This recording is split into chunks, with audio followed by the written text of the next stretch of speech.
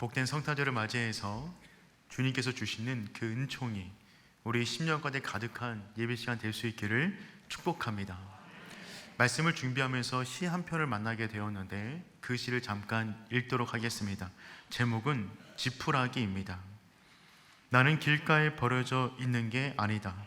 먼지를 일으키며 바람 따라 떠도는 게 아니다. 지푸라기라도 잡고 싶은 당신을 오직 기다릴 뿐이다.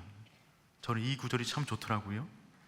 내일도 슬퍼하고 오늘도 슬퍼하는 인생은 언제 어디서나 다시 시작할 수 없다고, 오늘이 인생의 마지막이라고 길바닥에 주저앉아 우는 당신이 지푸라기라도 잡고 다시 일어서길 기다릴 뿐이다. 물과 바람과 맑은 햇살과 새소리 섞인 진흙이 되어 허물어진 당신의 집을 다시 짓는 단단한 흙벽돌 되길 바랄 뿐이다. 이 시를 읽는데 예수님이 묵상이 되었어요. 지푸라기는 누가 봐도 하찮아 보입니다. 예수님이 이 땅에 육신을 입고 오셨을 때 그 모습이 지푸라기처럼 보였을 것입니다. 예수님은 가장 낮은 마구간에 오셨어요. 마구간의 짐승들이 깔개나 먹이로 쓰는 지푸라기 가득한 마구간에 오셨습니다. 그렇게 오신 이유는 지푸라기라도 잡고 다시 일으켜 세움을 받기를 원하는 자들의 곁에 있기를 원하셨기 때문에 그랬습니다. 오늘 혹시 우리의 인생 가운데 오늘이 마지막이라고 길바닥에 주저앉아 있는 누군가가 계시다면 이 땅 가운데 가장 낮은 자의 모습으로 오신 예수님 붙잡고 다시 한번 일어날 수 있는 복된 성탄이 되기를 축복합니다. 그래서 그 지푸라기를 벽돌의 재료로 삼아 그 지푸라기로 인생의 집을 짓는 모든 자마다 예수님의 충만한 은혜를 경험할 수 있기를 축복합니다. 예수님은 그 일을 위해서 이 땅 가운데 오셨습니다. 그리고 오늘은 예수님이 이 땅 가운데 오신 그 날을 기념하여 함께 예배하는 성탄절입니다. 다시 찾아온 2025년 성탄절, 오직 예수님으로만 충만해지는 우리 모두가 될 수 있기를 축복합니다. 오늘 말씀은 정말 지푸라기라도 잡고 싶은 한 시각장애인이 길바닥에서 예수 그리스도를 만나 그의 인생이 새로워지는 이야기를 담고 있습니다. 그 유명한 실로암 못에서 고침을 받은 시각장애인의 이야기입니다. 우리는 계속해서 요한복음에 등장하는 7가지 표적을 나누고 있는데 오늘은 그 6번째 표적입니다. 그런데 오늘이 성탄절인데 과연 이 6번째 표적과 성탄절과 무슨 의미가 있을까요? 기가 막힌 연관성이 있습니다. 오늘 우리가 이 6번째 표적의 말씀을 통하여 예수님께서 이 땅 가운데 오신 그 목적을, 그 이유를 함께 발견하는 은혜의 시간 되기를 원합니다. 먼저 본문으로 들어가기 전에 성경에서 앞을 못 보는 사람을 표현할 때 맹인이라는 단어를 씁니다. 오늘날로 말하면 시각장애를 가지신 분들을 말합니다. 그런데 성경에서 맹인이라는 단어를 쓸 때는 단순히 기능적으로 무언가를 못하는 장애를 언급하는 것이 아니라 그것을 뛰어넘어 영적인 상태를 말하는 단어입니다. 그러므로 오늘 설교를 진행할 때는 성경 가운데 기록되어져 있는 단어 그대로 맹인이라는 단어를 써가면서 설교를 진행하도록 하겠습니다. 먼저 그 내용을 살펴봅니다. 우리가 계속해서 반복적으로 말씀드렸지만 요한복음의 표적을 살펴볼 때는 그 시간과 장소가 중요합니다. 왜냐하면 그 장소에서 그때에 그 사건이 일어났기 때문에 그렇습니다. 시간과 장소가 주는 의미가 굉장히 큽니다. 그 부분을 먼저 살펴보겠습니다. 첫 번째, 그 장소는요 길가였습니다. 예수님이 길 가시던 중에 오늘 사건이 벌어집니다. 우리 1절 말씀 함께 읽어보겠습니다. 예수께서 길 가실 때에 날때부터 맹인된 사람을 보신지라. 예수님은 길 가시던 중에 날때부터 맹인된 자를 만났어요. 그렇다면 예수님은 어디에서 어디로 이동하는 중이었을까요? 그 출발지가 바로 앞절에 등장합니다. 요한복음 8장 59절 우리 한번 읽겠습니다. 그들이 돌을 들어 치려 하거늘 성전에서 나가시니라. 예수님이 성전에 계셨을 때 사람들은 돌을 들어 예수님을 쳐 죽이려고 했습니다. 그 순간 예수님은 너무나 급하셔서 숨어서 성전 밖으로 도망치십니다. 그러니 지금 이 상황은 예수님 입장에서 굉장히 다급한 상황이었어요. 도망치는 중에 길가에서 맹인을 만난 것입니다. 그렇다면 이 표적이 일어난 때는 언제일까요? 그때는 초막절입니다. 오늘 본문의 말씀에 시간적으로 보면 그 시작은 요한복음 7장부터 이어집니다. 요한복음 7장, 8장, 9장이 동일한 날에 벌어진 사건입니다. 그날은 어떤 날이냐면 초막절이었습니다.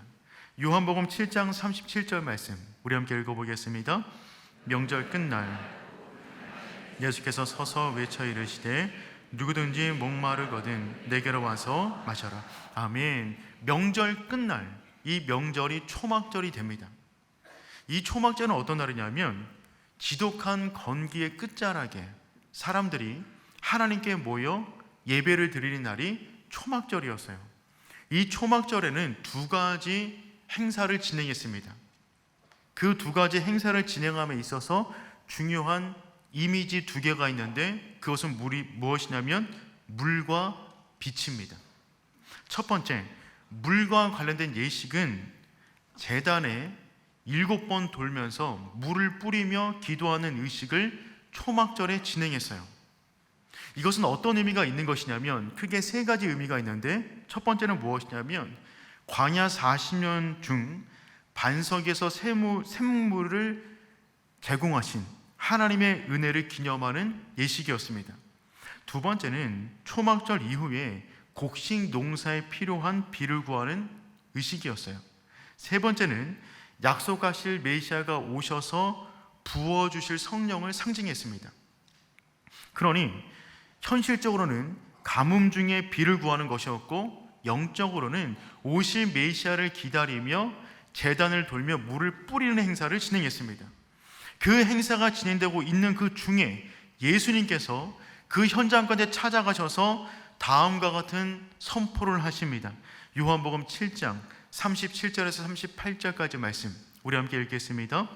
명절 끝날 그 큰 날에 예수께서 서서 외쳐 이르시되 누구든지 목마르거든 내게로 와서 마시라. 생수의 강이 흘러나오리라 하시니. 아멘.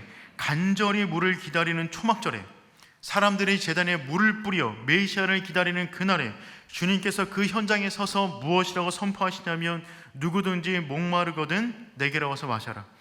나를 믿는 자는 성경의 이름과 같이 그 배에서 생수의 강이 흘러나리라. 그러니 지금 주님께서 무엇을 선포하시는 것이냐면 너희가 지금 메시아를 기다리며 제단 가운데 물을 붓고 있는데 그 물의 실체가 성육신하여 이 땅 가운데 왔음을 지금 선포하고 있는 것입니다. 예수님은 항상 말씀을 전하실 때 그 상황에 맞는 말씀을 전하셨어요. 그래서 예수님의 말씀의 의미를 알기를 원한다면 그 상황을 좀 더 깊게 살펴보는 것이 맞습니다. 그 선포를 하신 이후에 주님께서는 잠시 물러가셨다가 다음날 아침 일찍 다시 성전에 들어가셔서 사람들을 가르칩니다. 요한복음 8장 2절 말씀 우리 함께 읽어보겠습니다. 아침에 다시 성전에 들어오시니 백성이 다 나오는지라 앉으사 그들을 가르치시더니. 아멘.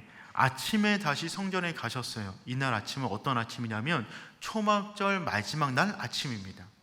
초막절 마지막 날 밤에는 한 가지 또 다른 의식을 행합니다. 그것은 빛과 관련된 의식인데 여인의 뜰에 4가지 큰 기둥이 있었어요. 그 기둥에 횃불을 붙이는 것입니다. 그리고 밤새도록 사람들이 춤을 추며 잔치를 벌입니다.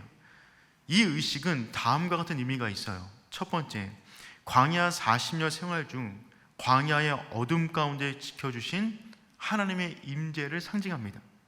불 자체가. 둘째, 이 세상에 오실 세상의 빛 메시아를 상징합니다.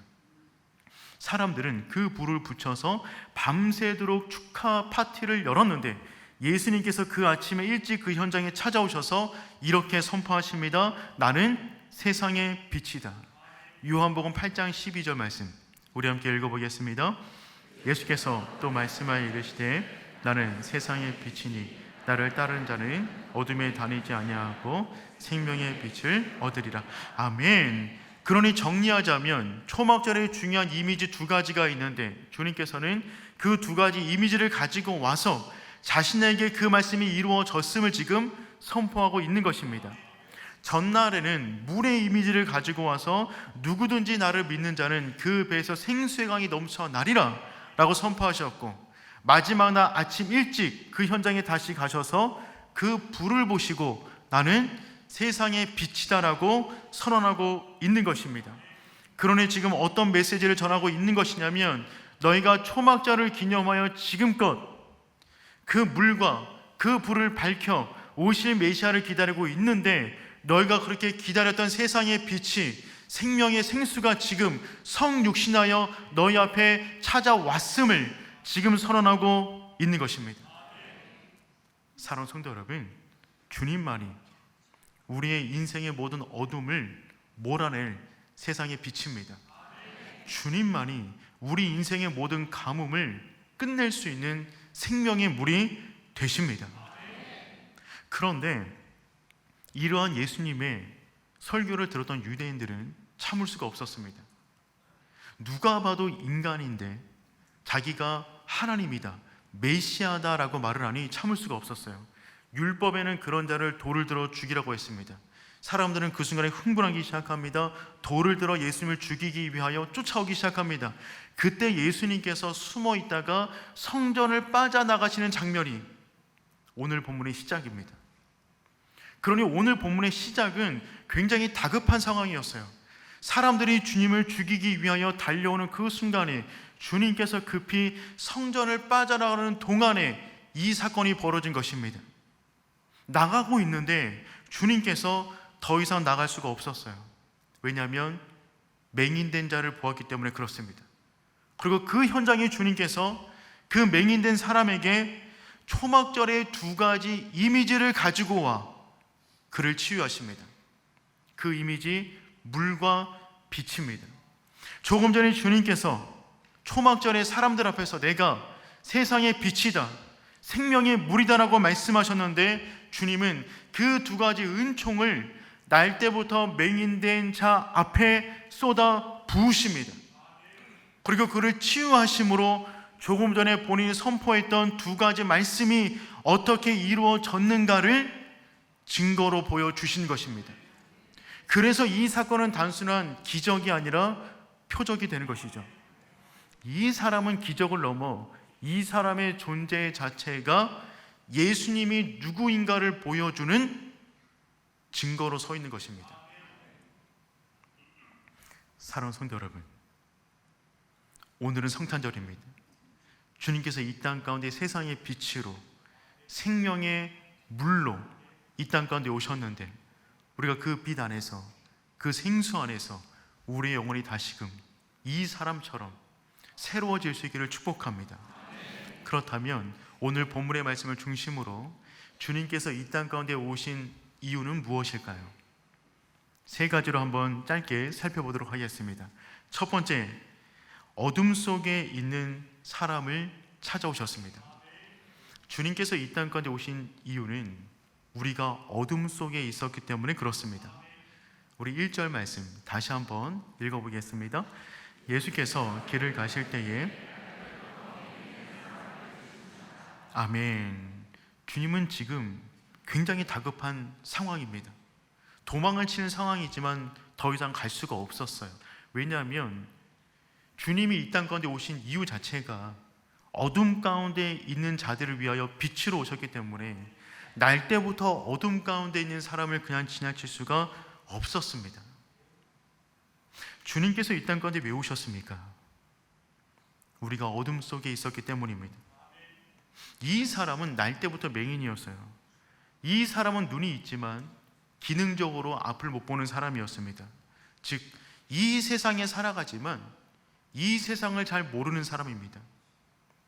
이 세상 속에 살아가지만 한 번도 이 세상을 진짜로 살아본 적이 없었습니다. 날 때부터 그러 했습니다. 이 모습이 죄의 어둠 속을 살아가는 우리의 모습과 같습니다. 우린 철저한 어둠 속에 있었습니다. 이 세상 속에 살았지만 이 세상의 실상을 몰랐어요. 어떤 것이 진리인지, 어떤 것이 죄인지 모른 채 우리는 철저한 어둠 속에 살아갔습니다.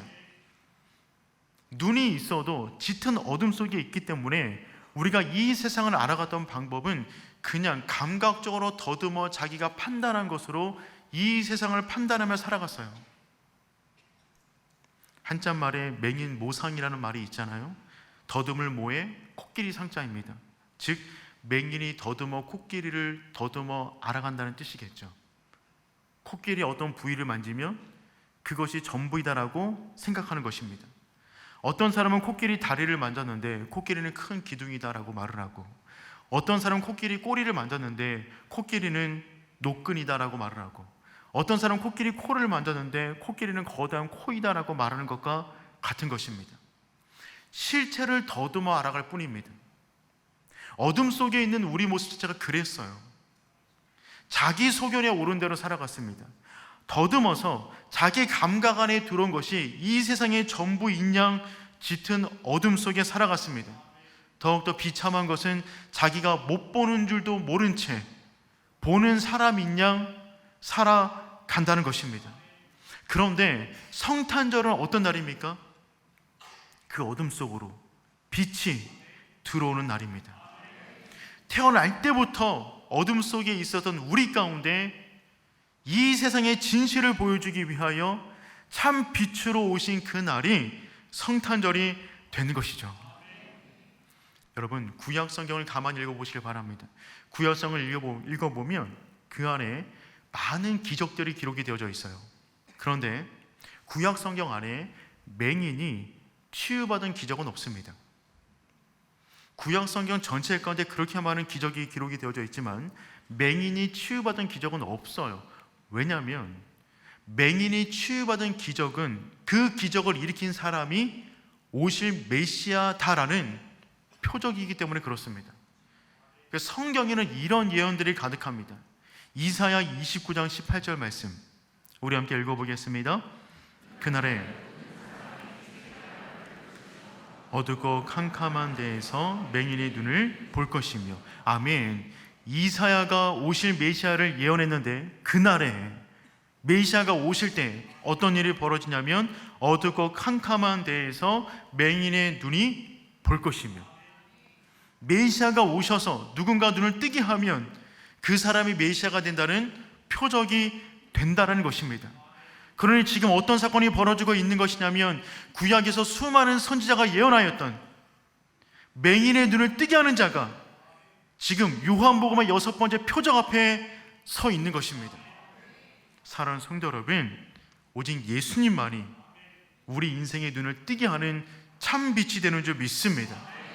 그러니 그 빛 안에서 하나님이 보여주기를 원하시는 그 진리의 세계를 걸어갈 수 있기를 축복합니다. 예수님만이 참빛입니다. 우리는 어둠 속에 있었어요. 어둠이 우리를 가두었습니다. 그런데 그분이 우리 인생 가운데 찾아오셔서 그 어둠을 결박하고 어둠을 붙잡아 어둠을 쫓아내 버리셨습니다. 여러분, 그런데 어떻게 어둠을 붙잡을 수 있을까요? 어둠이 손에 잡히나요? 어둠을 어떻게 결박하죠? 어둠을 어떻게 밖으로 내어 쫓죠? 내 손으로 잡아서 던진다고 어둠이 나가나요? 그럴 수가 없습니다. 어둠을 결박하여 내쫓는 방법은 단 한 가지밖에 없어요. 참 빛을 받아들이는 것입니다. 빛이 들어오는 속도보다 어둠은 더 빠르게 우리 인생 가운데 내몰림 당하게 되는 줄 믿습니다. 그러니 사랑하는 성도 여러분, 그 빛, 그 참빛 안에서 영원한 안식을 누릴 수 있기를 축복합니다.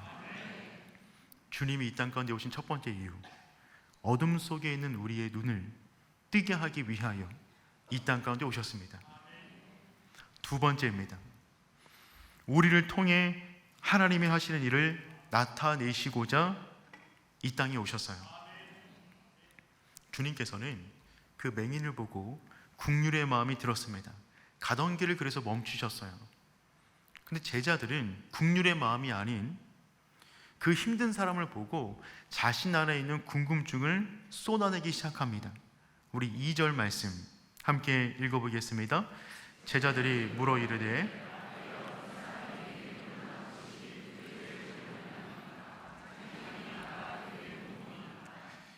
지금도 이 질문은 계속해서 이어지고 있습니다. 누군가 삶 가운데 어떠한 고통이 다가오면 우리는 자연스럽게 내가 죄를 지어서 그런 것인가 라고 하는 죄책감의 모드로 바뀌게 됩니다. 특별히 나의 가정 가운데, 특별히 나의 자녀의 인생 가운데 어려움이 다가오면 부모인 나 때문에 그런 것은 아닌가라고 하는 죄책감의 마음이 듭니다.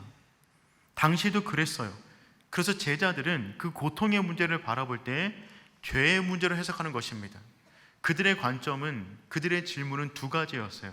첫 번째, 맹인 자신의 죄 때문에 병에 걸렸을 것이다.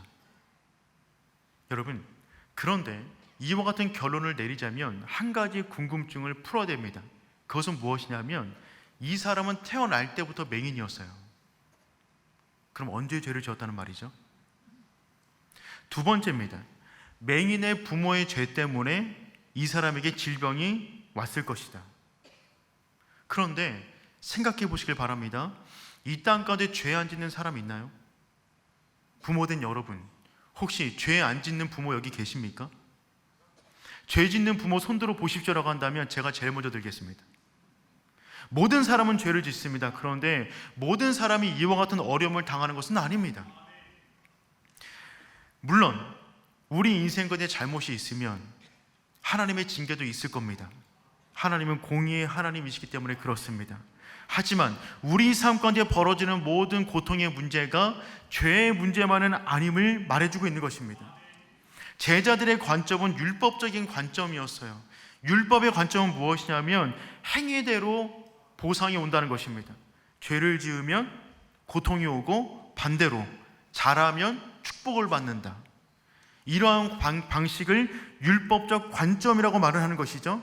주님께서는 고통의 문제를 다룰 때 율법의 관점이 아닌 새로운 관점을 말씀하십니다. 우리 3절 말씀 함께 읽어보겠습니다.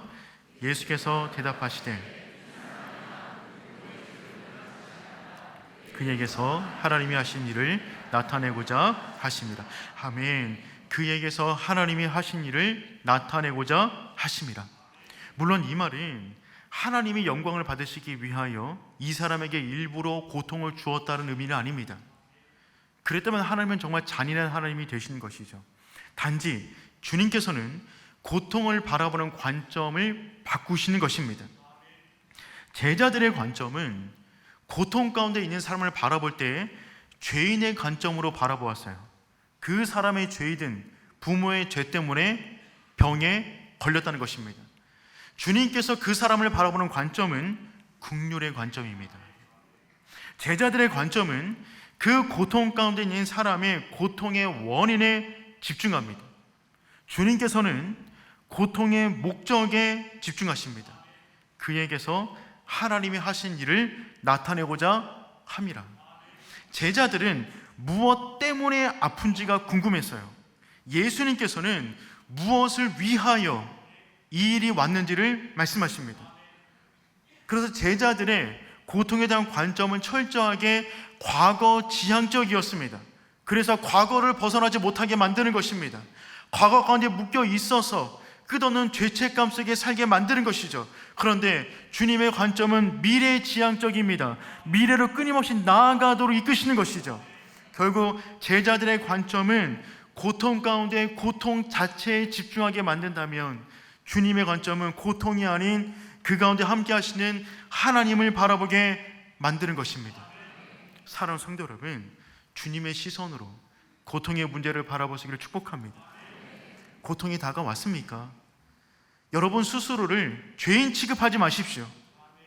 그보다는 고통의 목적과 하나님의 행하실 일과 미래의 지향적으로 주님께서 어떤 일을 행하실까를 집중하며 고통 자체가 아니라 하나님께 집중할 수 있기를 축복합니다.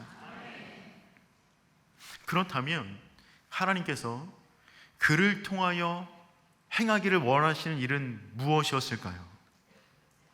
그것은 무엇이냐면 예수 그리스도를 통한 구원의 역사입니다.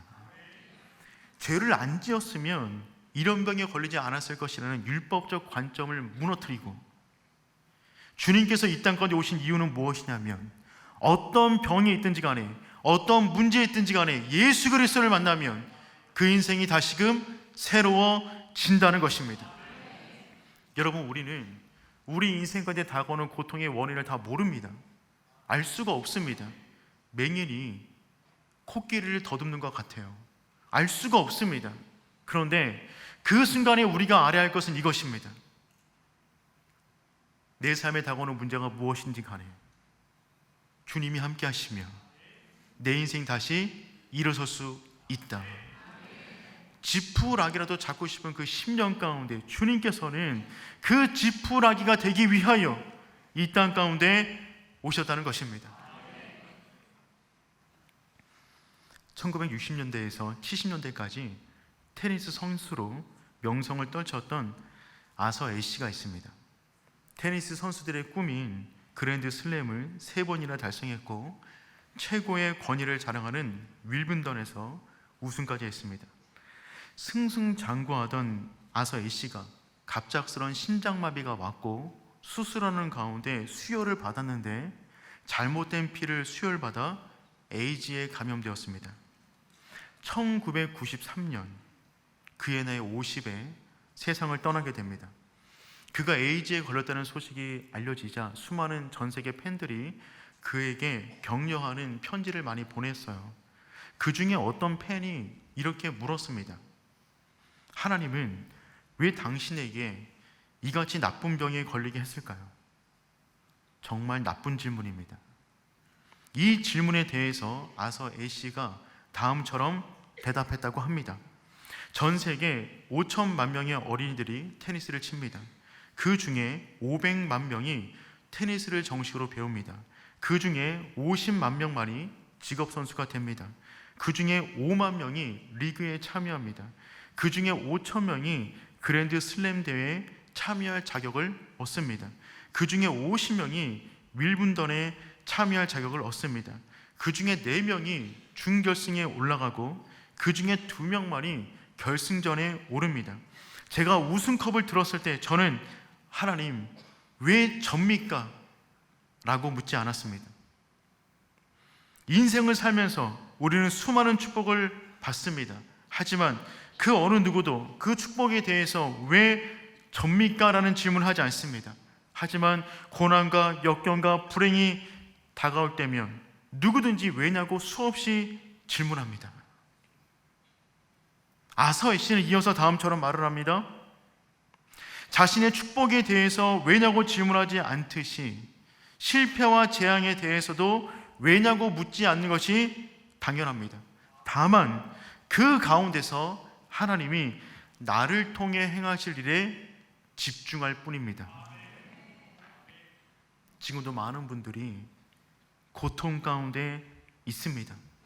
그 가운데 왜 나냐고 그 원인을 물을 수가 있겠지만 그 원인에 대한 답은 이것입니다. 우리는 모릅니다. 차차 알게 될 것입니다. 그런데 그 순간에 우리가 알아야 할 분명한 진리는 무엇이냐면 그 문제가 무엇인지 간에 주님 안에서 온전한 회복을 경험하게 된다는 것입니다. 고통 중에 고통의 원인에 집중하는 것이 아니라 고통 가운데 우리를 아름답게 인도하실 예수님에게 집중할 수 있기를 축복합니다. 3번째, 예수님은요 생명의 샘으로 인도하시고자 이 땅에 오셨습니다. 우리 6절 말씀 함께 읽어보겠습니다. 이 말씀을 하시고 예수님은 이 맹인을 고치실 때 굉장히 특별한 행동을 하셨습니다. 말씀만으로도 고칠 수가 있는데 갑자기 침을 뱉어 진흙을 이겨서 그의 눈에 바르셨어요.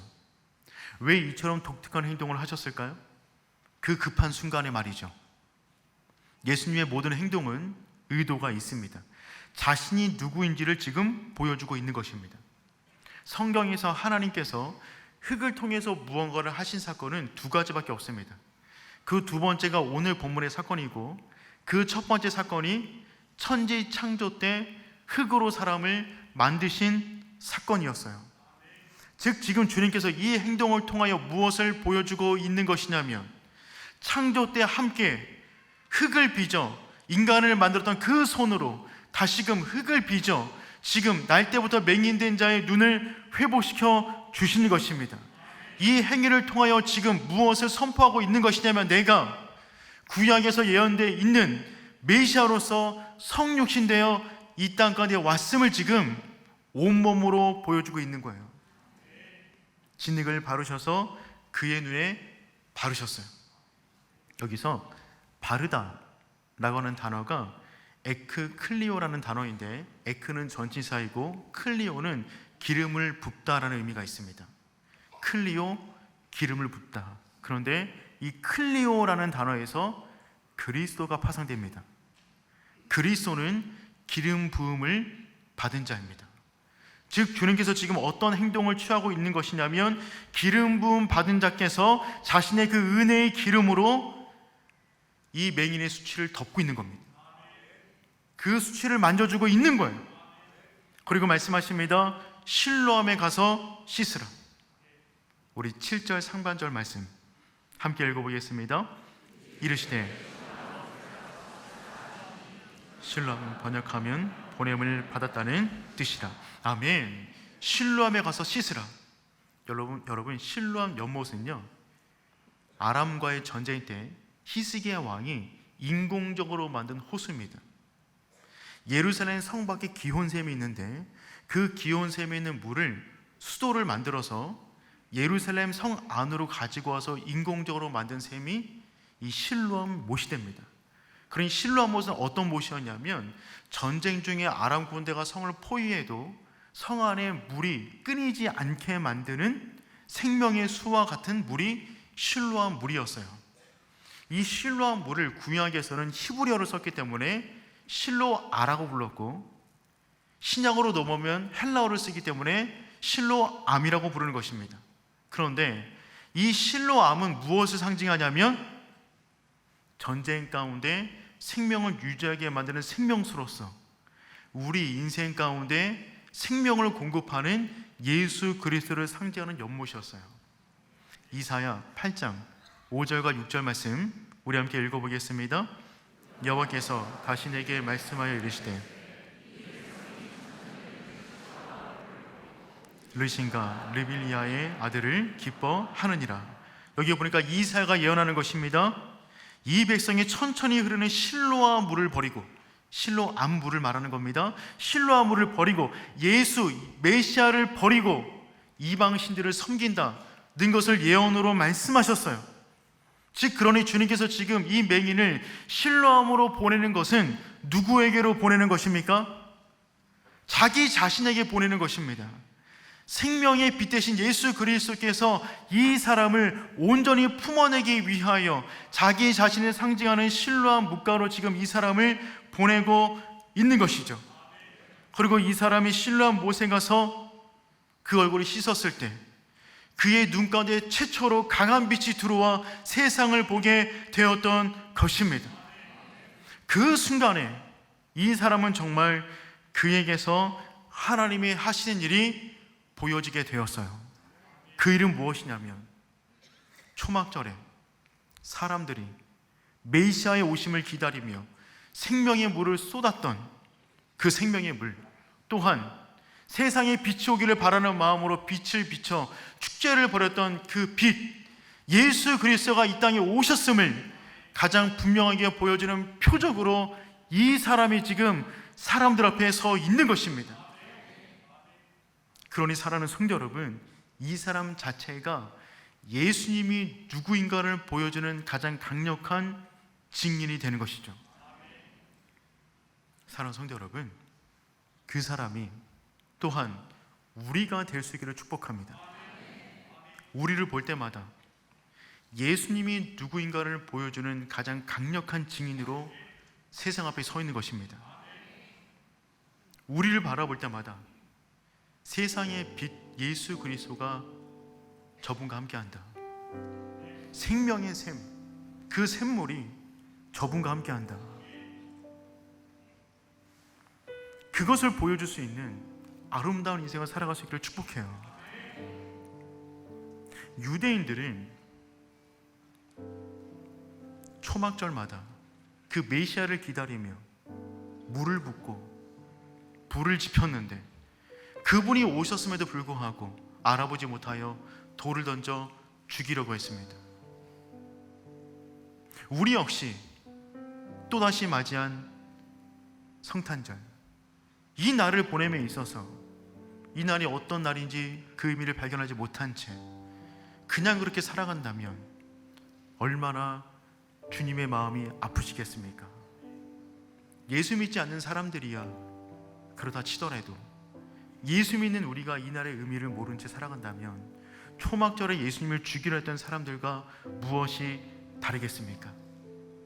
사랑하는 성도 여러분, 오늘은 성탄절입니다. 주님께서 이 땅 가운데 왜 오셨습니까? 우리 인생의 모든 어둠을 몰아내기 위하여 세상의 빛으로 오셨습니다. 주님께서 이 땅 가운데 왜 오셨습니까? 우리 인생의 마른 땅을 온전히 회복시키기 위하여 생명의 물로 오셨습니다. 그래서 성탄절은 주님의 빛이 내 눈을 여는 날입니다. 성탄절은 주님의 생수가 내 인생의 가뭄을 끝내는 날입니다. 혹시 지금 지푸라기라도 잡고 싶은 그런 상황 가운데 거하신 성도분 계십니까? 주님을 붙잡으십시오. 주님께서 그 일 때문에 그 영혼을 일으켜 세우고자 이 땅 가운데 오셨습니다. 그리고 오늘 복된 성탄을 보내는 동안에 우리가 마음껏 그 이름을 자랑하며 그 이름을 송축하며 찬양과 영광을 올리는 아름다운 날 될 수 있기를 축복합니다. 우리 그런 마음 담아서 다 같이 일어나셔서 참 반가운 성도여 함께 박수하시면서 찬양하도록 하겠습니다. 참 반가운 성도여 다 이리 와서 베들레헴 성 안에 가봅시다. 저 구유에 누이신 아기를 보고 엎드려 절하세 엎드려 절하세 엎드려 절하세 구주 나셨네. 이 세상에 주께서 탄생할 때에 참신과 참 사람이 되시려고 소돔 정령원에서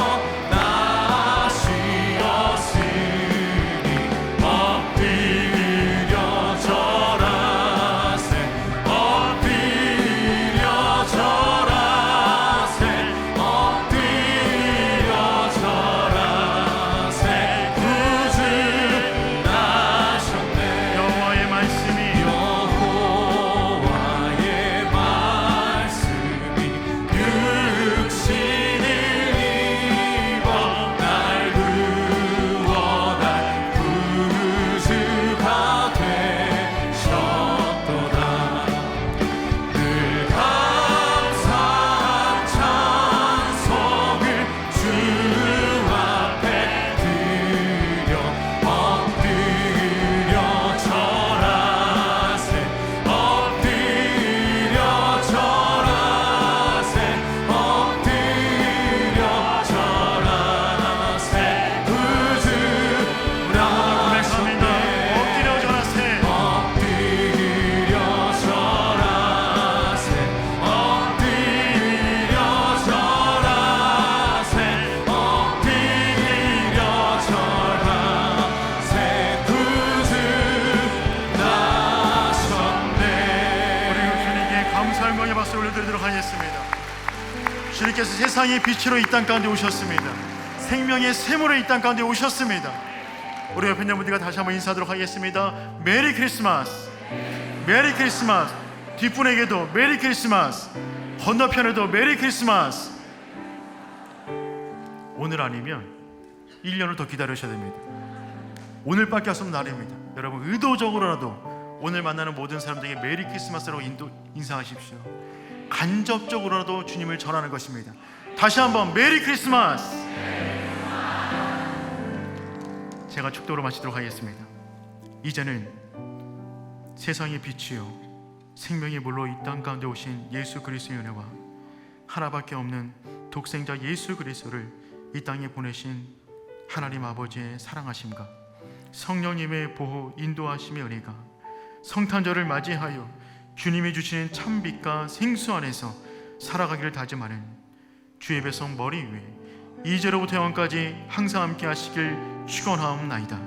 아멘.